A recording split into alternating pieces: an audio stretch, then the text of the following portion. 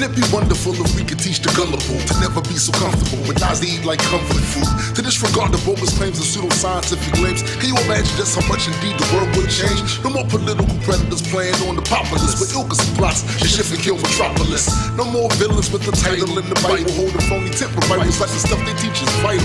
Imagine it was normal to have to prove a claim you make, and folks really feel ashamed expressing content that was fake. It's not to say we never make mistakes, it's just to say we go out of our way to show the evidence it takes. Remain skeptical while you travel the road of reason. Stay strapped with logic and facts. That's what it is, yo. Keep reality intact to help the truth grow. Question every claim, especially the ones you believe in. Remain skeptical while you travel the road of reason.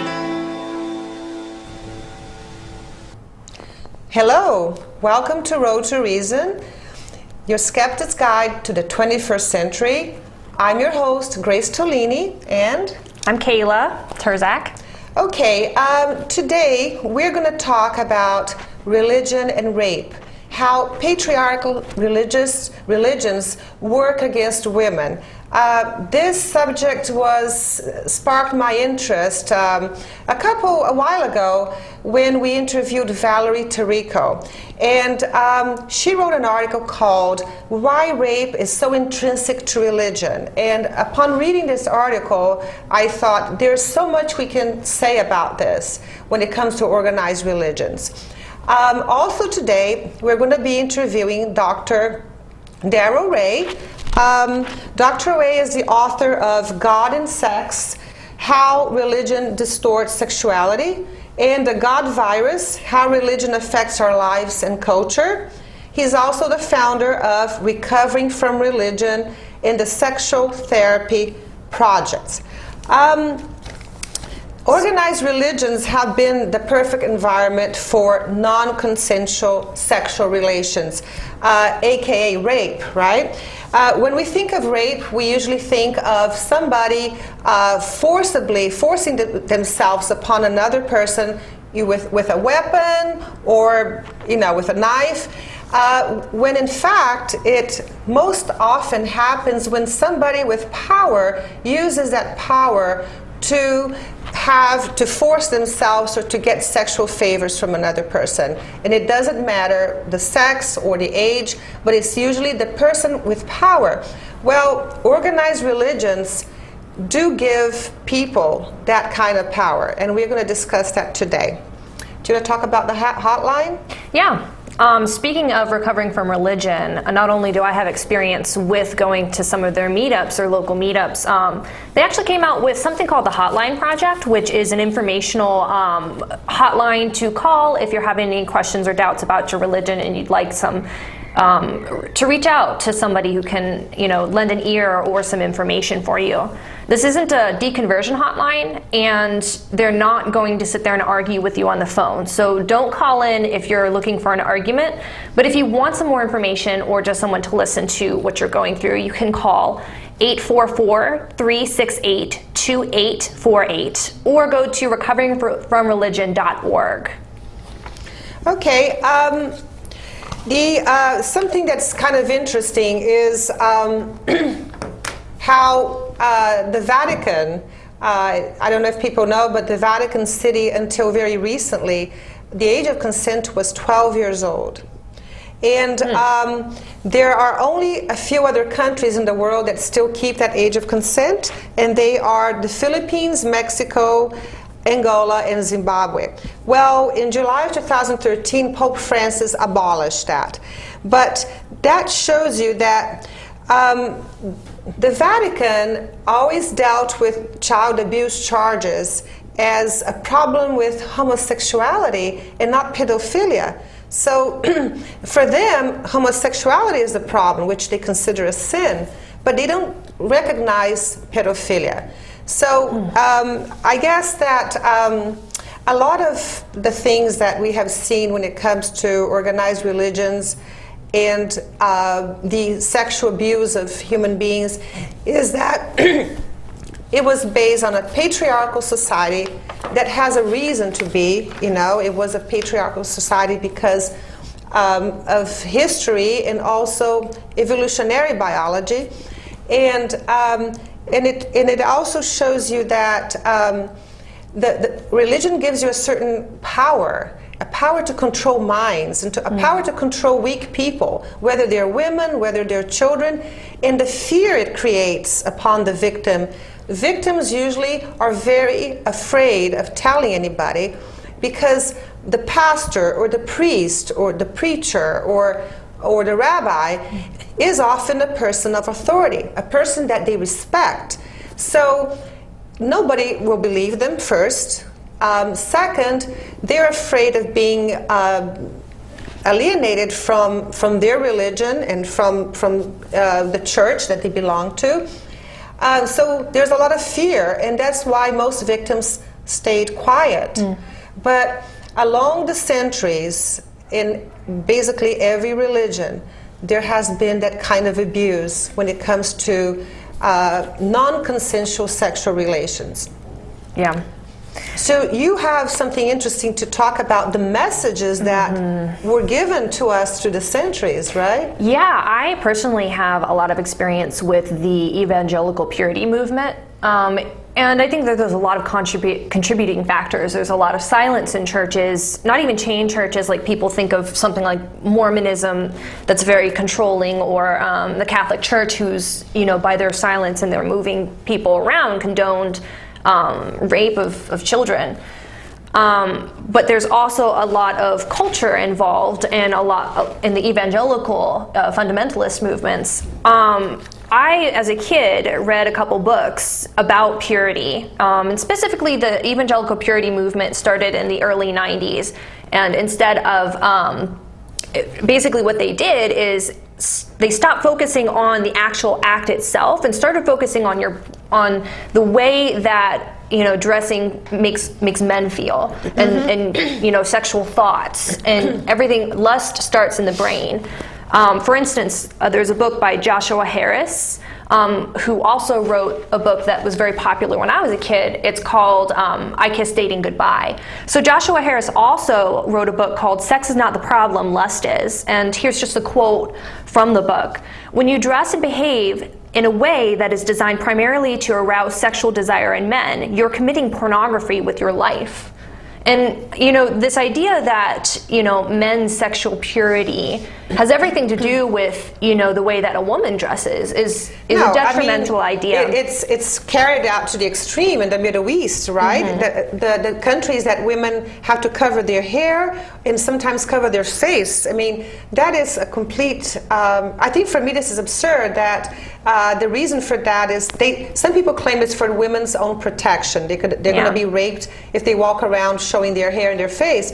But the fact is that the Islamic tradition that's for me one of the most repressed religions when it comes to sexuality. So the men cannot control themselves if they see a piece of hair or the woman's face or some leg, which reminds me of how Brazil is an interesting country. That's the country I was born. It's a very Catholic country. Actually, Catholicism is a state religion. And even though there's a very big number of evangelicals now, but Brazil is a country where women express their sexuality very much. I mean, people don't wear many clothes in the beach, very small bikinis. It's a warm weather country, so women dress for summer, so they're showing their legs, they're showing cleavage, and that seems to be very normal. You don't see men raping or harassing women because of that. I mean, everybody is walking around that way. It really is, colony, it really is a cultural thing. Right. You can either focus on, the woman, what she's wearing, or you can focus on the man and the fact that he's not an animal and that he can practice self-control. Right. Like I was taught that men were dogs. I was taught that every 7 seconds, and I'm sure, maybe some viewers have heard this, every 7 seconds men think about sex. Well, I'm a very, sensual person, and, growing up, it was confusing for me because I was like, if they think about sex more than me, they must be insane, and so I had one more quote that I wanted to read from a book that, from an evangelist named Justin Luckadoo, And he wrote this book called Dateable. And not only evangelicals, not all people in the Christian movement who talk about purity in this way. Not all of them are misogynists. Right. But this is a quote that's really intense. He says to young teen girls who are wearing revealing clothing, think about your grandfather, because all of his old friends are looking at you when you wear that stuff. Ew, Wow. I know it's gross, but that's the truth. If you dress like a piece of meat, you're gonna get thrown into the barbecue. Wow. That's what he says.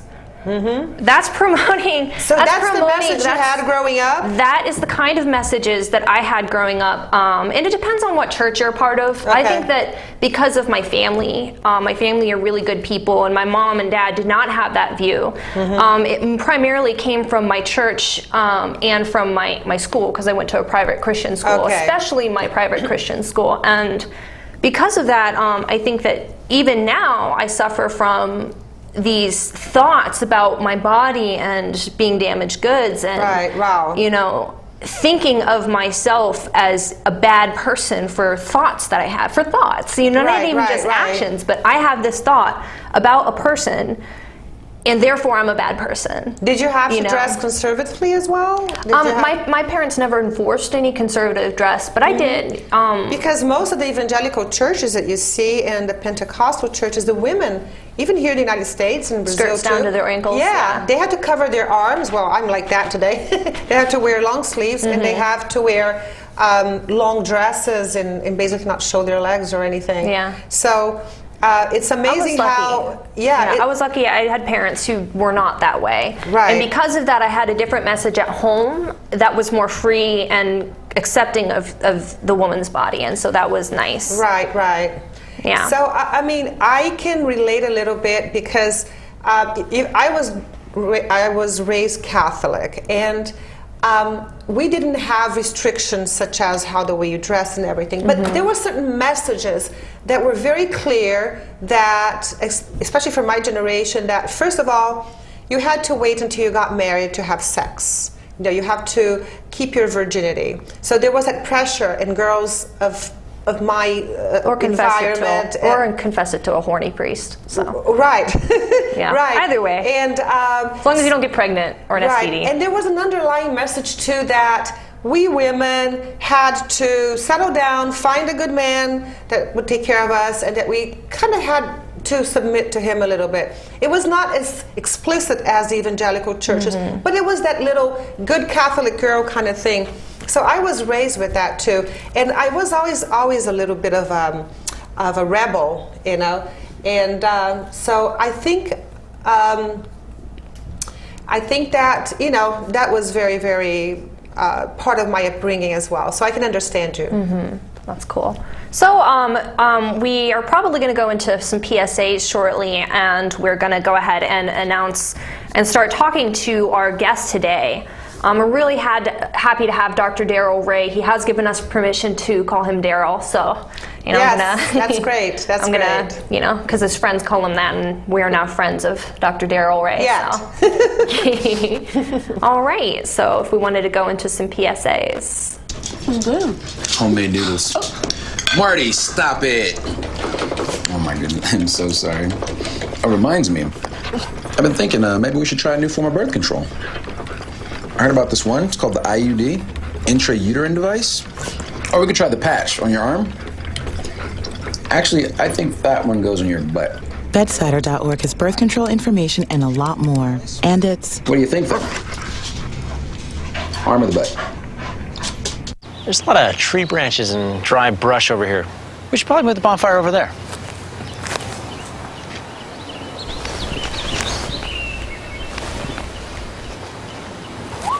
I'm guessing Smokey liked that idea. This is Richard Dawkins.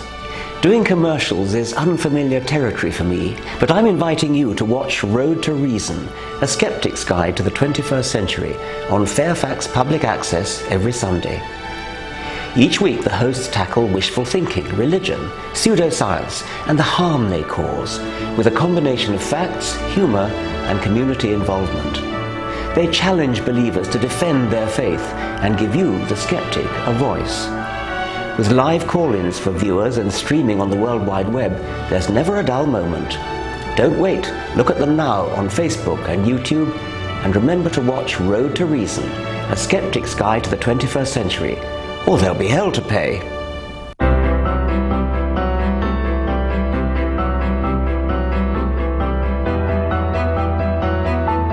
Body language can tell you all sorts of things. Like someone is having a stroke. Know the sudden signs. Learn fast. Face drooping, arm weakness, speech difficulty. Time to call 911 and get them to a hospital immediately. Learn the body language and spot a stroke fast. Hi, may I please have an application? Thank you.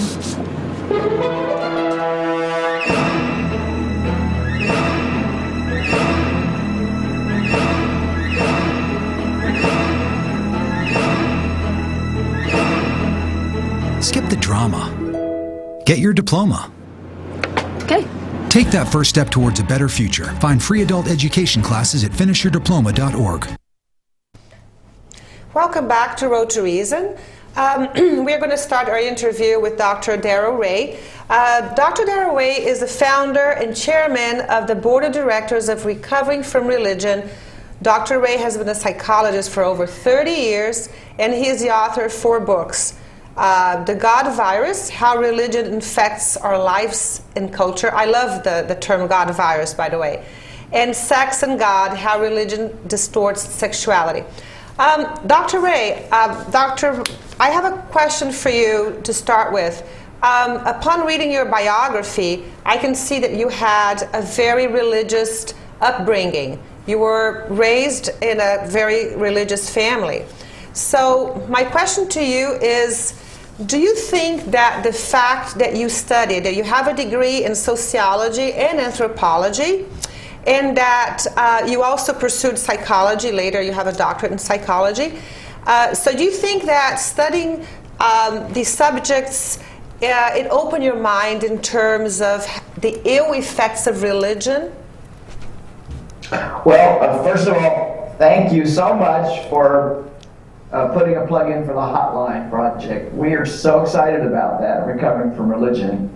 And Sarah Moorhead, our executive director, and Teresa McVeigh are doing a great job of making it come to life. So I hope if any of your listeners need to talk to somebody, just give us a call. It's a special pet project of mine. I love that idea. It's a very so I good announce idea. it every single time I'm on the show. Anyway, It is a great to the question. Thank you so much. We need all the people to know about this. People thing out of religion all the time, no one to talk to. So. This was really all sickness. I'm just totally supportive of it, though. So, well, in answer to your question, there's one thing you didn't mention, that I do have a degree in religion, a master's even, because I thought I was going to do medicine. That sounds easy, doesn't it? But I was so, even after master's, even after degree in sociology, I still thought it was. And we're having a little bit of hard time hearing you. You're going in and out. Oh, okay. Well, I'm getting huge feedback. Okay. 2-second feedback that you're talking about before? Okay. That seems to come afterwards. Yeah, if it gets worse, we'll just talk to you on the phone. Okay. All right. Well, whatever works. Happy to talk. Yeah, you're going in and out there. So I'm hearing every other word you're saying, and so it is making it a little bit difficult to hear what you're saying. Okay. Do you want to talk on the phone? That would be probably easier in terms of audio quality. So, and we'll have a picture of you. So, yeah. Do you have a good picture that you really like people to look at when they're thinking about you? Like 30 years ago. I'll wait for you to call me. Oh, wait. Okay. He's coming in clearly now. Yeah, now it's better. I can hear you. Okay. You can keep on talking, actually. Okay, I will keep on talking, and I'm not getting the feedback as bad now. Okay. All right. We'll continue on like this, and then if it gets worse, we'll go ahead and give you a call. Right.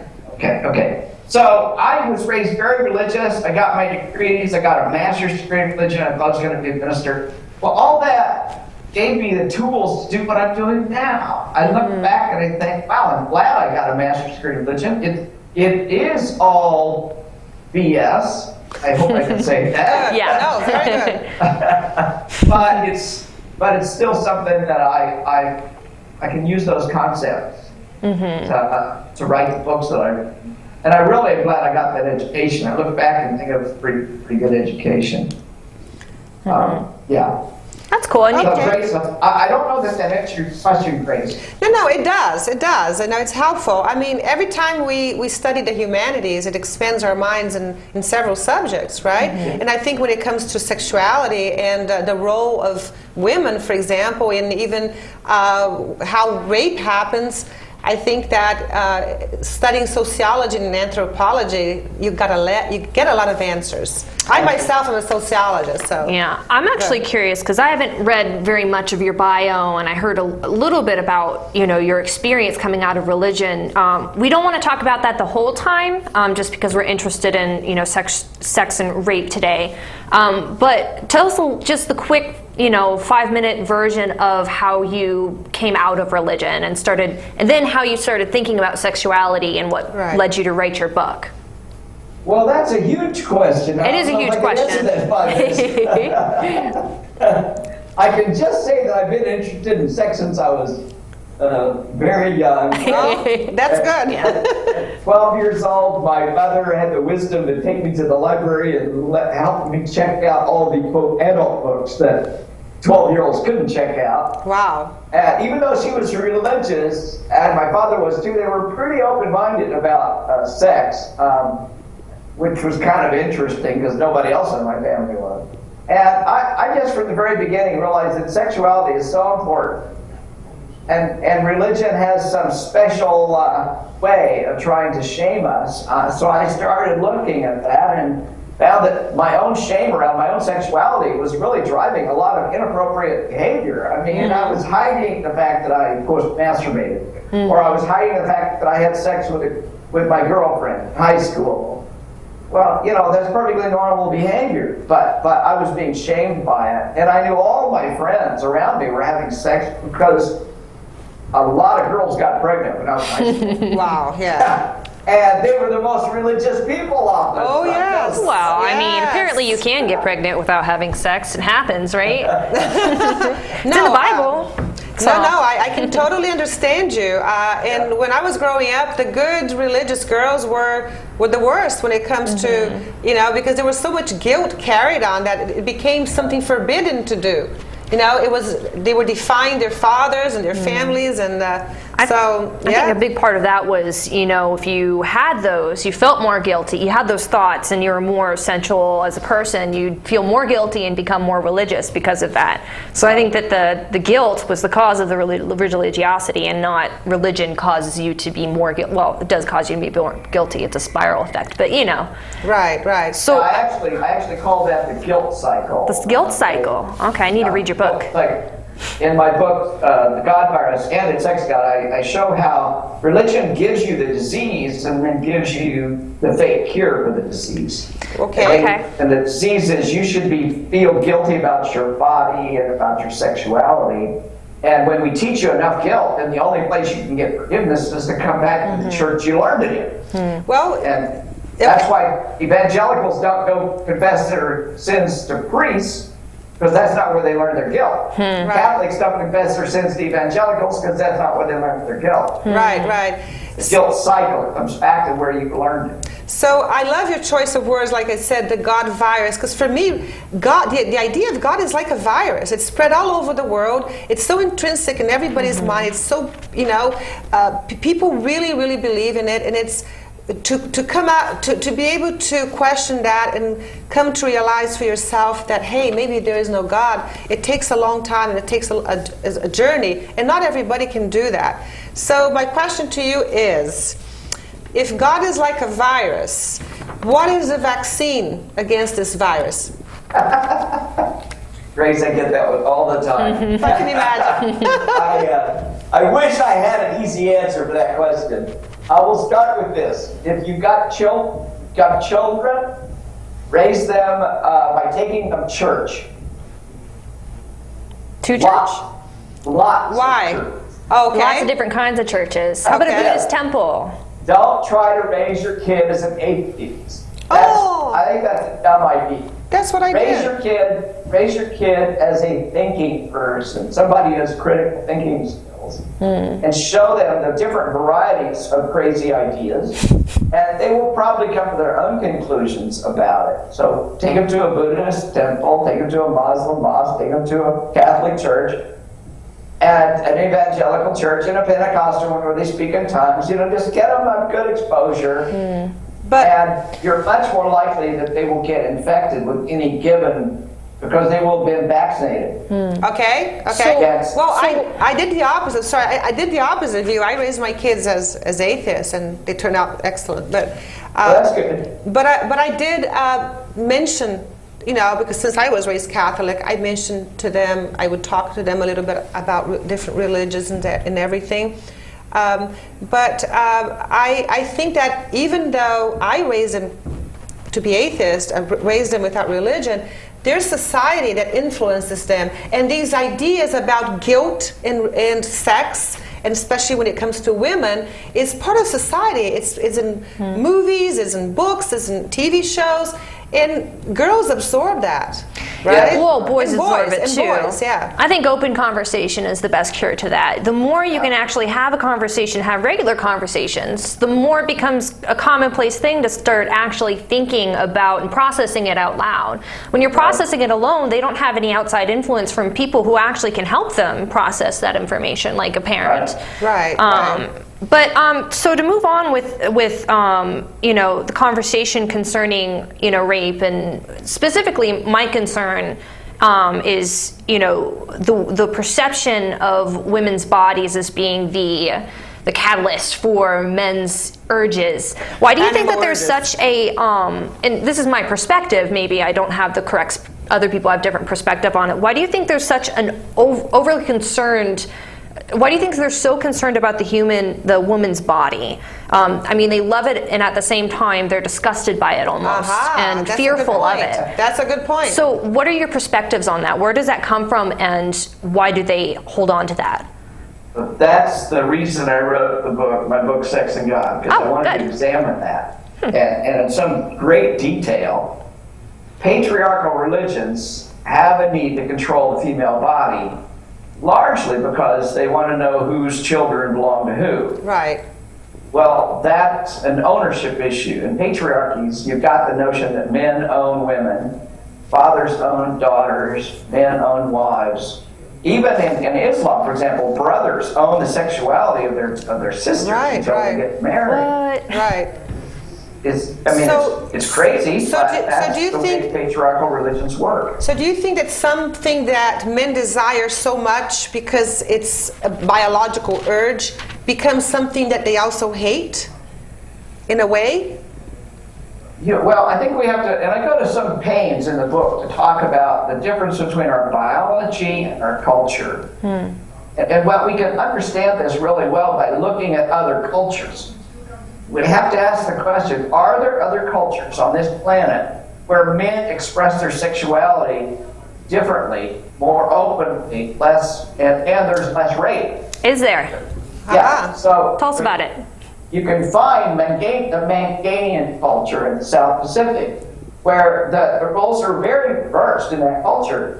A man is not considered a proper partner unless he can give a woman 3 orgasms for every one he gets. Wow. So, that's nice. Yeah. Can we start that here? That's pretty nice.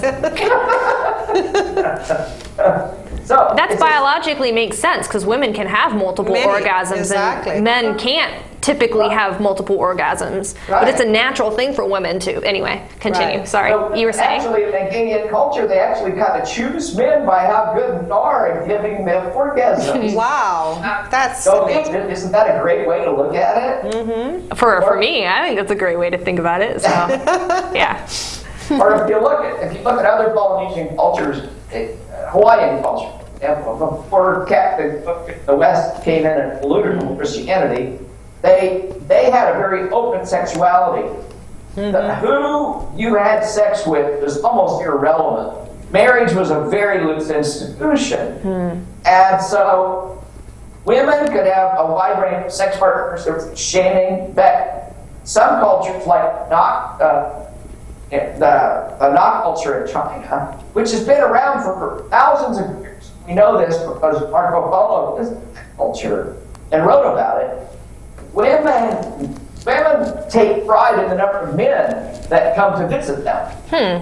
Now, here's the interesting thing. In the Nok cultures, there's no word for father, and there's no word for husband, because they don't have fathers or husbands in that culture. Women never get married. Women stay in their childhood home. They become old enough to have their first menstrual cycle.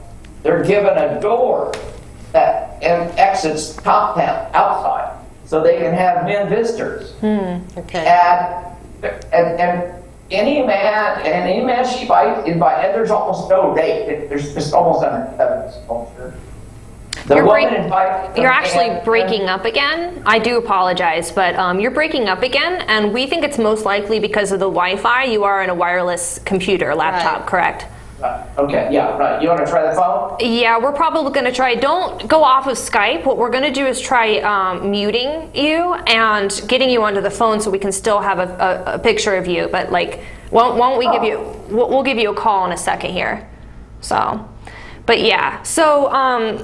But now that we've got you on hold, and I hope that you can still hear us, I actually wanted to ask the question, because you were talking about ownership before, and I know that a lot of the Western world is built upon, the Abrahamic religions, the Old Testament, and this idea of ownership. I have a couple verses here, and we don't have to read them, but basically in Deuteronomy 22, it talks about marriage violations, and one of the marriage violations that they talk about is when a man accuses a woman of, being not a virgin when they get married. They have to show proof. The dad has to come in and show the blanket that the blood got all over, and if they don't, they're allowed to stone the woman. And so, the one thing that I like to talk about a lot is the fact that all of these violations of marriage have everything to do with the women violating the ownership of the father or the husband at that point. I want to know how much of those ownership, the ideas of ownership in marriage, have carried over into modern marriages and modern relationship ideas, and whether or not we carry around that kind of idea of ownership still, or is that something we're kind of getting away from? So we haven't gotten him back on yet, but what do you think so far? A little parenthesis before we come to how it affects us today. Valerie Tarico has a list of mythological gods, and like Zeus and Jupiter, Pan, how many of these gods were actually using their power to rape women, making her seem fragile and making her seem where it was not consensual. And so, for example, Zeus comes to Danae in the form of a golden shower, cutting the knot of intact virginity and leaving her pregnant with the Greek hero Perseus. Jupiter forcibly overcomes Europa by transforming himself into a white bull and abducting her. See, it's all about force. He imprisons her on his Isle of Crete, over time fathering 3 children.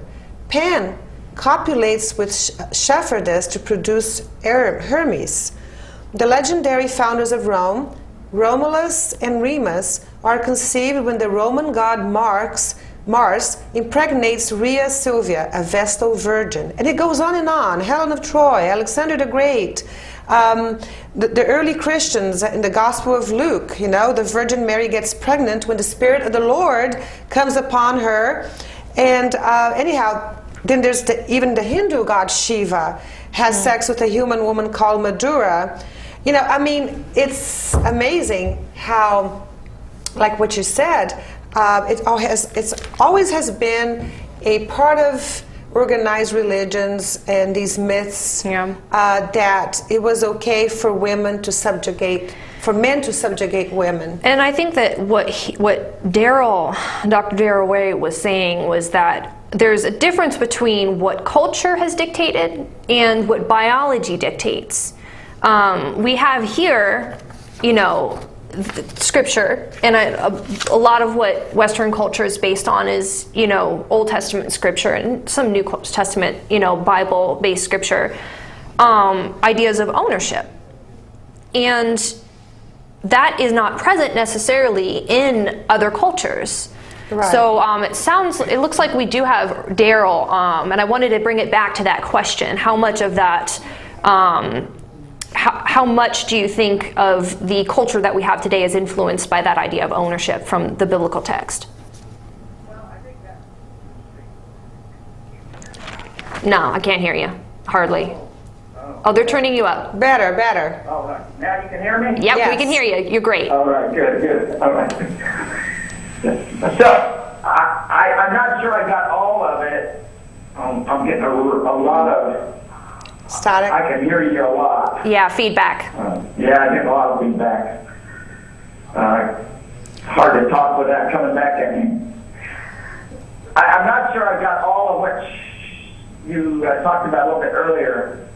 I'm going to keep talking and hope they'll get rid of that feedback. Okay. So, do you have a question about our question? I can clarify if you want. Okay. I just want to finish saying what I was about the cultural stuff. Mm-hmm.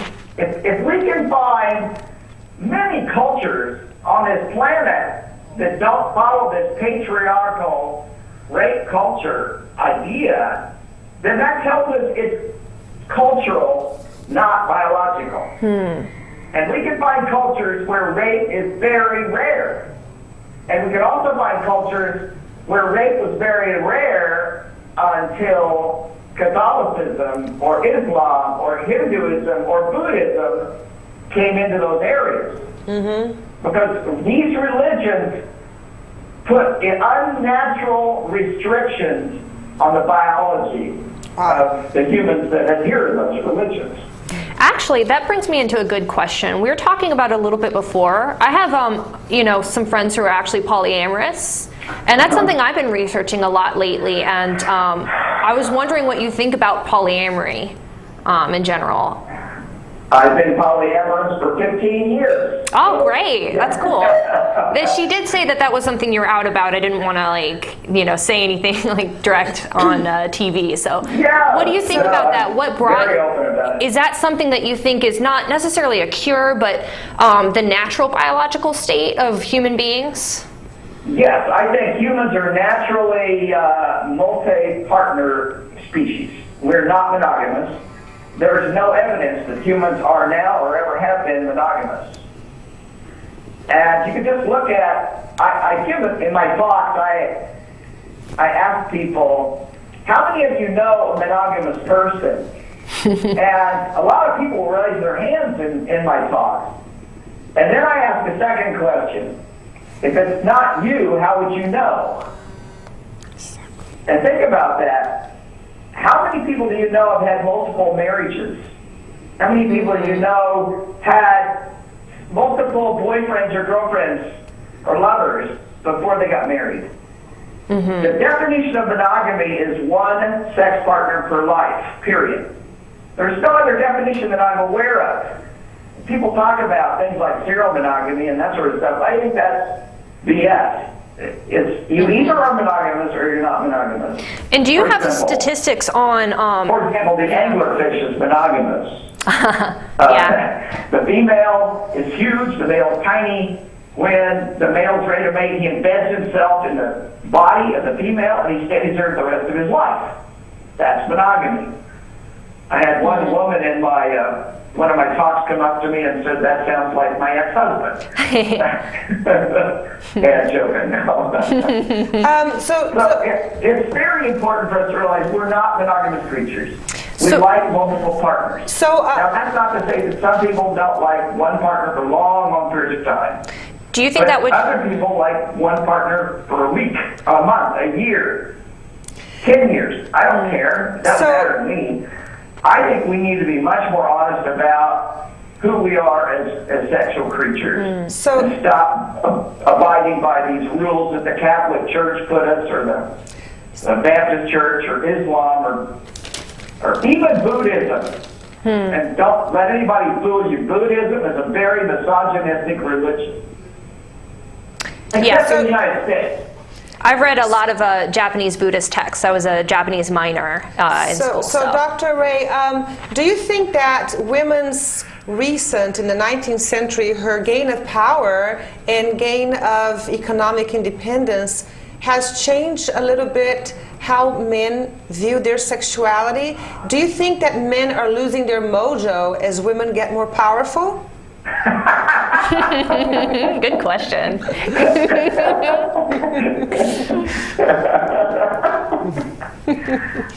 Wow, what a great question. That's a good question. Well, that's what I'm seeing. Let me check on my mojo first. We need a good answer for a good question, so. What I think is happening is culture evolves. Mating habits and behaviors evolve and change. And that's in every culture you ever look at. There's going to be evolution and change in the way mating behavior happens. So, currently males in the United States are having to learn new ways to court women that are less restrictive and more respectful of their sexuality. And I see men having trouble doing that. It's like learning a new skill. Yeah. And I think men in this culture are having to redefine what it means to be a man. And it's a tough job, but you've got to do it if you're a man. Right. Women have been doing that for a long time. I think women are having to define and redefine what it means to be a woman in this culture for the last 100 years. And they're just ahead of men in some ways. Another question. I want to give a little plug for a talk I gave in Houston at Oasis on male shame. And I think it will answer some of the concerns about why men behave the way they behave at this point in time in our culture.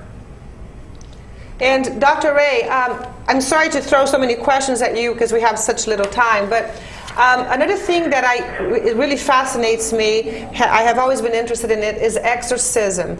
And you talked on Nightline on ABC against exorcism. And how I see it is that over the centuries, if you think 200 years ago, 100 years ago, where the knowledge of science was so limited and the knowledge of medicine too, and people thought that people that had diseases that are now curable, not only curable but treatable, many people saw them as having demons in them, and therefore they had to be exorcised. But they were usually women, right? Oh, yes, Can you talk about that a little bit? Well, yeah, it's a part of the power and control of the religion. Because remember, it's the religion that's proposing these demons. And if you go clear back to the Adam and Eve story, who was the bad person in that story? It's Eve. So the roots of Judeo-Christian religions, of Abrahamic religions, are a myth about women's impurity and their alliance with Lucifer or Satan. And so men are responsible for controlling their spiritual development and spirituality so that it doesn't get corrupted by demons. That's a very old myth in this culture. Right. I'm actually writing a story right now. It's kind of a love story between Satan, not Satan, the serpent in the garden and the woman. And I'm reinterpreting the story to be the serpent falls in love with the woman, but she's this innocent and ignorant person, and he wants her to have knowledge. Because I don't think the serpent, I think you have to do a little bit of bending backwards to say he didn't lie at all. But I don't think he was all that deceptive, in what he was saying. Because God didn't, I felt like in the story when I was reading it, God lied. But, I'm also writing a story to have kind of like this tension, this love affair between the snake and Eve, and something along Adam's first husband and her first, not husband, Steve didn't exist apparently, but her first wife, that kind of thing. So, Can you talk a little bit about those purity balls that for me seem very incestuous, very creepy? make a comment about the exorcism piece that Oh, you okay. mentioned earlier. Yeah, and I'll be happy to talk about that. But when I did that interview for ABC News, it was a 20-minute interview, and they only used about 30 seconds, and they cut out the science, which really is irritating. That is irritating. Oh, no. And I gave them all sorts of reasons why there's no science behind it. They were just using it as a way to get more viewers. They want ratings, yeah, because it's sensationalist, right? That's why they have ghost stories on History Channel, or is it Nat Who needs Geo? science Come on. anyway? Yeah. Science. Just weed out the Right. population. Who needs vaccines? You know. It's terrible, yeah. I don't know. So with respect to the purity balls, this is a fairly new cultural phenomenon among evangelicals primarily. And it's really a bid to retake the ownership of daughters and to rebel against the cultural traditions that we're developing, that women are autonomous beings that have a right to their own bodies and their own traditions and their own dress behavior and all that sort of stuff. Right, right. So when I do a whole talk on some of this stuff, and I show a series of pictures, and these are creepy pictures of fathers with their daughters, and it really looks incestuous. Right. I mean, It really does. Now let me just point out that the number one predictor of child abuse and sexual abuse in the home is drug and alcohol use. Whoa, wow. The number two predictor is religiosity. Really? Yes. Dang. Yeah. Now, if you also realize that the most religious people use pornography at the highest rates, Right. that when you restrict people like priests from having sex at all, they express their sexuality in illegal and inappropriate ways. Right. So all this stuff comes together to show us that religious patriarchal restriction hurts men and women. And children. Both sexes suffer a lot. Yes. And rape, unfortunately, is the result of much of this restriction. And it messes up the relationship between, man and woman completely. It does. Like I said before, I totally thought growing up that the only thing that a man would want me for was my body. And I totally was terrified of the idea of being married, and I still don't necessarily believe in marriage that way. I was terrified of having a long-term relationship with a male, and one of the reasons was because I was taught that men, if you don't give men what they need, they're going to. They need what they need. There's even a quote here from one of the books that I've read. It's basically to a wife that says no to her husband. This guy is saying that although you might just be saying that you don't want to have sex at that point in time, he hears a much more painful message that you don't want him. And I'm just like, well, not necessarily. There should be better communication than that. If he's that insecure, that's his problem. That's not yours. You don't need to provide a service to him just because you're married, just because he's insecure about whether or not you want him or not. I don't know. It's terrible. So, what you said about how religion affects men and women, I mean, that's why I think Brazil, the country that I was born in, is actually an interesting case, because even though it's a heavily Catholic and now evangelical country, sexuality is seen as a nice, good thing. People are very natural in expressing their sexuality, and sometimes a little bit too much. You see little girls dressed like little women with makeup and everything, and dancing sexily in TV shows, which is outrageous. Now that I live in the U.S., I think it's outrageous, but in the Brazilian culture, sexuality is a lot less, hidden. It's very overt. What do you think about sexuality in children? I mean, some children get awakened sexually very early on. What do you think? Well, first of all, how do you have that conversation? And second of all, what do you think our culture does to the idea of sexuality in children? Like, well, you're throwing a lot at me. It's a lot. Just tell us when to stop. Interrupt us. We'll let you talk for a while. Okay. We have 10 minutes left. Yeah, So we're terrible. we'll be quiet now. I've been a psychologist and life coach for 30 years. And people come to me dealing with relationship problems like the different levels of libido. You know, the woman wants a lot more sex than the man does, or vice versa. So when I'm coaching somebody, I try to help them open up their understanding of what sexuality means and what marriage means. When you go and get married in a church, you are assuming a lot of things that church preaches. For example, you get one sex partner for life. 10 years into a marriage, I asked this couple, what did you sign up for? And oftentimes, doesn't take them too long to realize, darn, I didn't sign up for that. They didn't realize that they were signing up for a lot of things like no masturbation, no looking at pornography, no having sex outside the marriage, not being polyamorous or whatever. There's so many things they can't do. And once you start asking people, is that realistic? It's for you, for example, I marry you, I'm a vegan, and I'm going to make you be a vegan, or you can't stay married to me. Does that sound reasonable?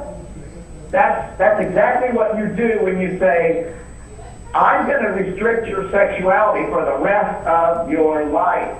That's pretty crazy if you think about it. In fact, what happens if one of the two partners no longer wants to have sex, or medically they can't have sex? Then all of a sudden you've got celibacy being enforced on the partner. So when I coach couples, I try to help them, how do we renegotiate the relationship? And if they're religious, they oftentimes say, I may have to divorce you so I can stay true to Jesus. I ask people, why don't you divorce Jesus? That's great. That's great. That's crazy. Because quite frankly, if you're religious and in a marriage, you're having a threesome with Jesus. Yeah, I see a lot of people saying our marriage is my husband and I and God. You know, God is like the lover, or it's like a third person in the marriage. People mention that. What do you think of marriage? Do you think it's just an institution, or do you think it's something that's a valuable and extending? We're fighting for gay marriage, LGBT within the community, and what do you think about polyamory? I mean, what do you see as marriage? What's your idea about what marriage is? I'm all about marriage. I think marriage is a great thing if you take the religion out of it. Right. And you let people define what they want their marriage to mean. That's the important thing. Don't let churches and don't let government tell you what your marriage means to you. Absolutely.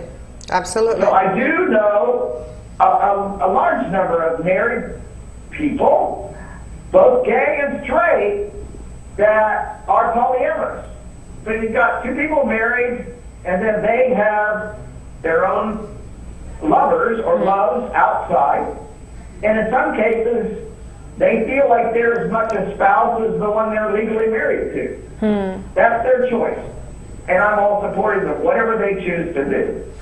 The problem is our tax system, our child-rearing system, our churches, our expectations around morality, all that stuff tries to force us to be into one man, one woman model. And it's not one size fits all. It doesn't work. So you probably have seen a lot of couples that they're middle age, the woman has gone through menopause, and the man is probably having some sexual problems too. So they both start separating from each other because sex is bonding, right? Sex is not only communication between a couple, but it's very bonding. So if a couple stops having sex, that brings them apart. So you probably have seen couples that because of the church, because of their religion, they stay together without having sex for years and years and years. Oh, yeah. Right? It's terrible. It's a terrible thing to be. Four of the most miserable people I ever knew in my life were my four grandparents,